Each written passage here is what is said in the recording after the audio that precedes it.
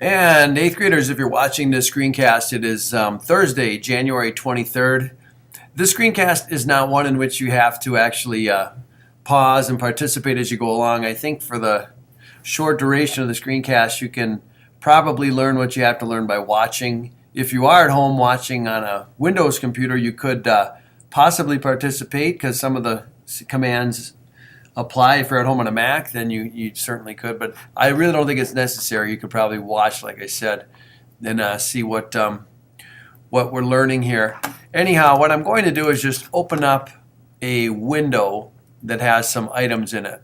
Okay, a variety of file types. Okay, and the object of the game here was to teach you some things about making selections in both icon view and in list view, and having ways in which you can determine what is in a window based on what you see in these two different views. So in icon view, I get a nice big view of what I'm looking at. I can kind of see some thumbnails, in some cases file names with extensions, and that's fine. That's a good view for viewing those types of things. It's also a good view if you wanted to make a folder and place your items in a folder. But we spent some time in list view, and we were talking about the advantages of list view. And a couple of the advantages, of course, not only can you sort these by name, but one of the questions that came up during our discussion was, in a folder that has all these different kinds of files, how can I tell how many different kinds of files I have, or maybe how many of a certain type of file I have? So if we click on the kind column, like all the other columns, you can sort these according to that column's criteria. So for the kind column, it's very clear for me to see that I have 4 Photoshop Elements files. Okay, I have a handful of AIF files, all these in between. I have some Apple Core Audio files. So as you can see by looking at this sorted list by kind, you can determine how many of each kind of file there are. All right, now we took it one step further. It's fine to answer a question like, hey, how many Adobe Photoshop Elements files? It's fine to count them. 1, 2, 3, 4, because I know they're sorted and there won't be any at the bottom. But what if I have a lot of them? Then I don't want to count like that. Like, for example, these Apple Core Audios, or even these GIFs right here.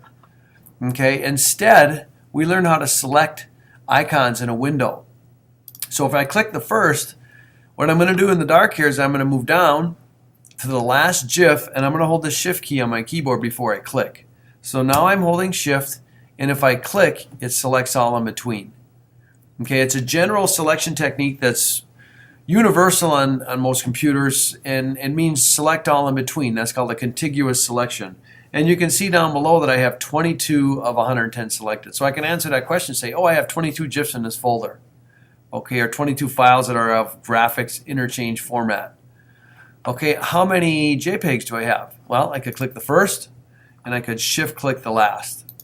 Okay, so that is a contiguous selection. There is also a way to select icons that are not next to each other, adjacent, or what we call non-contiguous.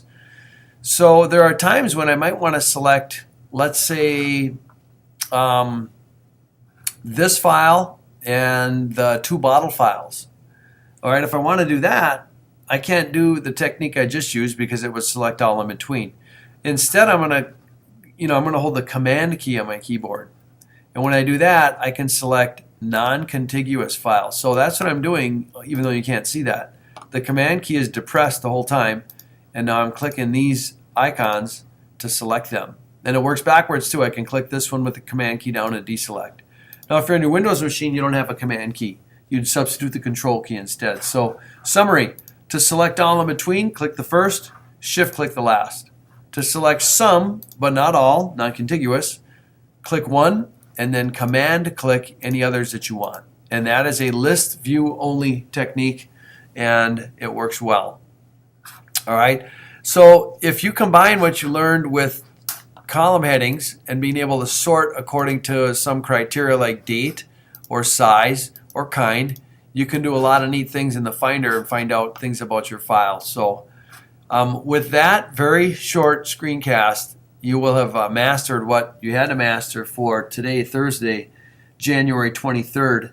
And there is an Edmodo quiz that you would have to take by participating in this online thing at school. So If you miss Thursday, this is exactly what you're going to have to do, and you're going to have to do it either in free time, which there isn't very much of during class, or come in before school and make it up. So that's the end of the screencast for Thursday, January 23rd.